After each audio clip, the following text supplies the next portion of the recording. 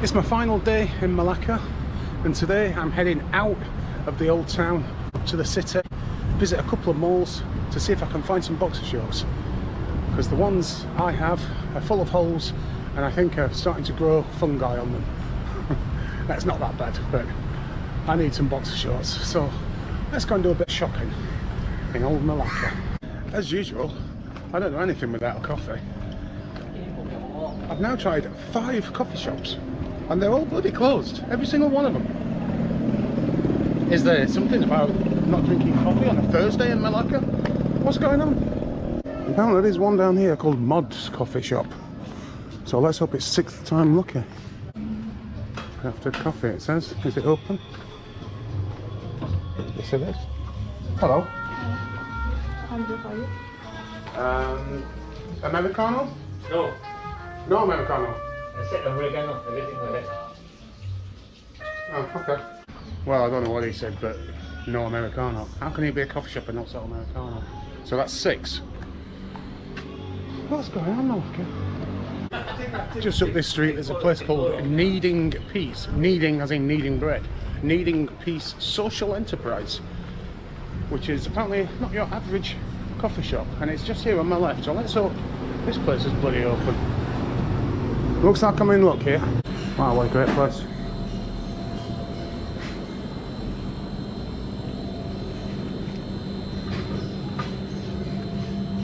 What music we got? We've got some Beatles, Bob Dylan, Ella Fitzgerald, Aretha Franklin, Dusty Springfield. Wow, we've got some great bloody records. Depeche Mode, B.B. King, Stevie Wonder.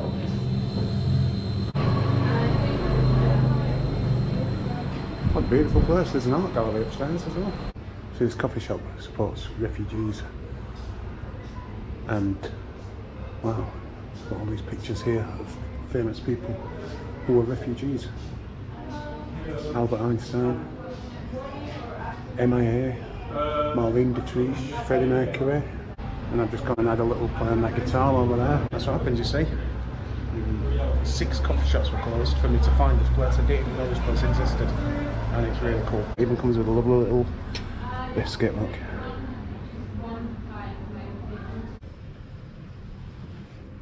I'm on the rooftop. There's all places to chill out up here as well. It's only small, and there's a gallery on the 2nd floor, which I was kind of hoping it was going to be a gallery of art that the refugees themselves had produced, but it seems to be pictures of Malacca. Okay, that doesn't look like that no more. Beautiful place you've got this. It's really, really nice. I literally leave tomorrow and I've only just found out about it, so it's a shame because I would have been here, you know, if I'd have known it. In fact, I was actually looking for another coffee shop and it was closed, so I just went on Google and searched for coffee, and then this place came up and I saw Social Enterprise, so I was like, wow, let's go there.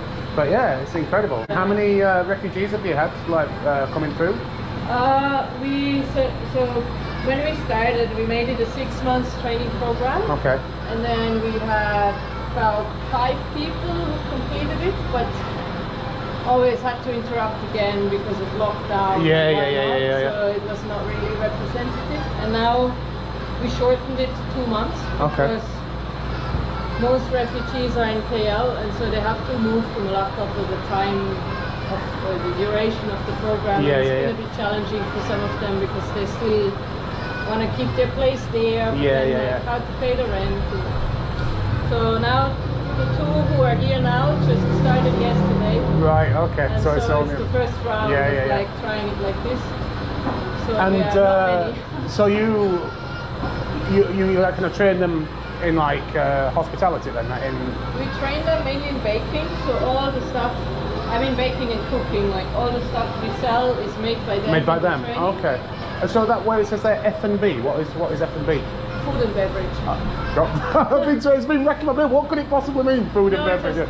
Oh right, so everything is made by the refugees. To use abbreviations, I hate it actually. We should write it out. To be honest, most people would get it, it's just me, you know. The word is so small. Yeah. Maybe you could just write all out. Yeah, everything actually. The ice cream, the cakes, everything they make. Alright, sorry, man. Thank you. What is the kind of general attitude in like Malaysia towards refugees? Is it a mix? I think everything from ignorance to xenophobia to really yeah, like I'm from loving England, so we see a lot of that. yeah. A lot of people just don't know much, and then during the pandemic it has been quite like also politicized a lot. And people were quite, Yeah, I mean in England racist it's not even just from, you know, ignorance of just people, it's the politicians who are promoting that as well, you know. Sure. You know, it's like, certainly in England, it's like, well, you know, they come to England, they've already travelled through safe countries to get to England, there's all that, you know. Why do they come to England? It's like, well, you know, why? And I mean, it's nonsense because we take a very, very small amount of refugees compared to other European countries, you know. But they don't tell people that. It's you know, the impression that people will get from some of the right-wing politicians is that literally all the refugees are coming to England. Yeah, you know? and they get everything for free, and they yeah, oh yeah, they get given houses and cars and all that. Yeah, we get all that. So.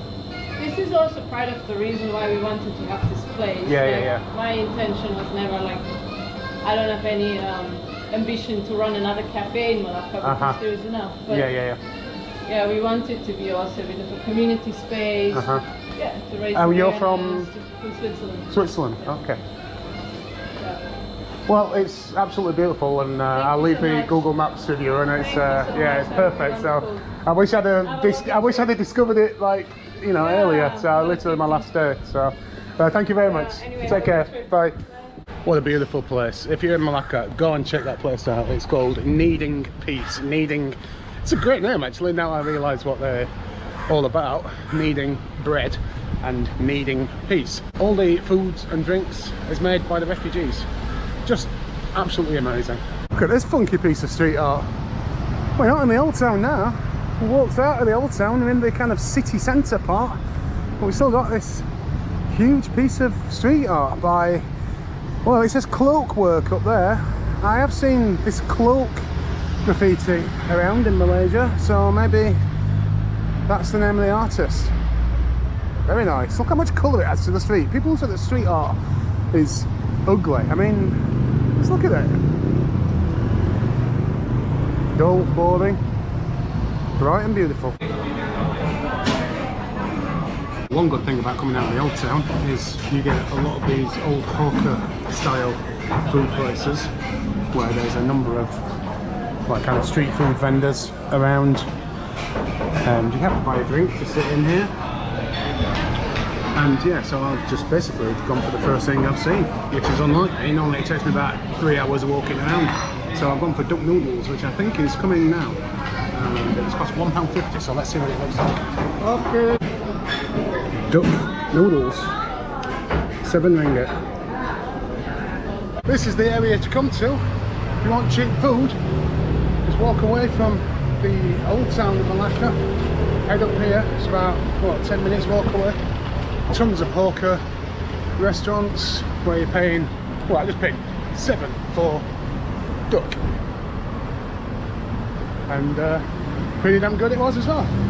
Check out the traditional old houses of Malacca. Hello.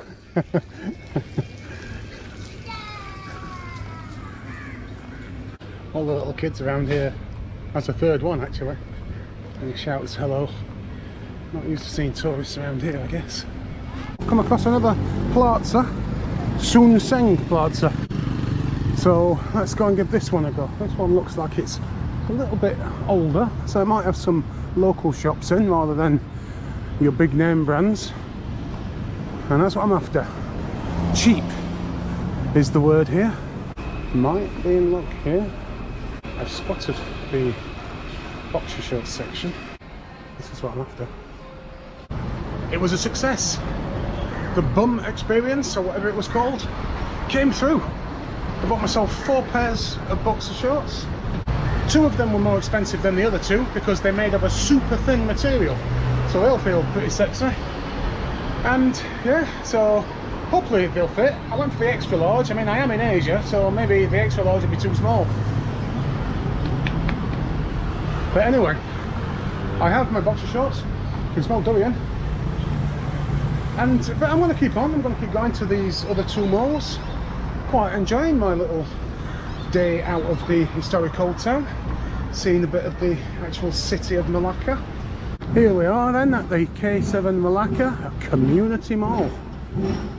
Now, I'm not exactly sure what this is. It just kind of looks like cafes and restaurants and stuff. I'm not exactly sure. Oh, and here we have table tennis.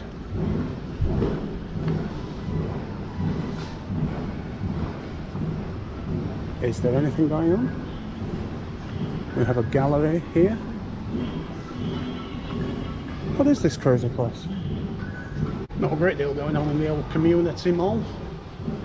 It seems like it's a place for locals to come and have some food, play some table tennis. I thought I'd visit the community mall on the way up to the big mall because it was on the way, or so I thought. It's bloody 20 minutes. Well, I've got to go all the way back to where I came. I'm forgetting that there's a river that runs straight through the city and the nearest bridge is bloody miles away. So I've just walked all this way for that. Although I did get some boxer shorts, so it's not been a waste of time. In fact, it's been quite a successful little journey. Right, back to where I came from then. I'm not liking the look of this mall, to be honest. It looks quite old, it looks big, but I don't think it's going to have anything unusual in there. I think this is just going to be a mall. I've said it before, but in Southeast Asia, certainly in Thailand, in Bangkok, some of the malls are just incredible. I wouldn't visit a mall in England if you paid me, but yeah, there are just some incredible malls in Bangkok, and not so much in Malaysia. A couple in Kuala Lumpur that were pretty cool, but this one doesn't look like it's going to offer much. And here we are then at the Aeon Mall. Let's see if we can find anything worth looking at. Still makes me laugh this, but Kenny Rogers has his own chain of restaurants. Okay, we've got Burger King. Yeah, it's all looking very chainy. Baskin Robbins. Oh, we've got a food avenue at the end of the ground floor. Let's go and take a look, see if there's anything interesting. This place has got a big queue. Chicken Rice Shop. It is a chain, so I'm not interested in that today.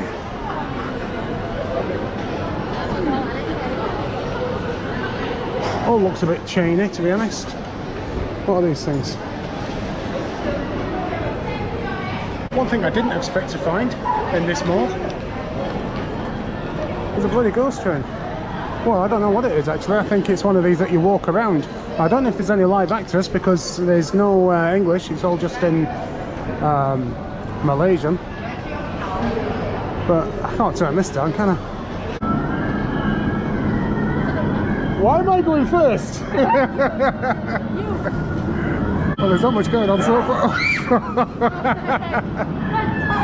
Well, just as I said, there's nothing going on.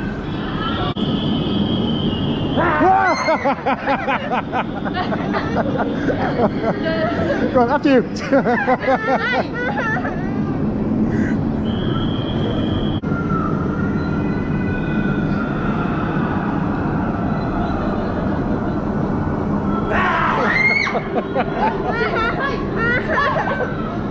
That's all. Do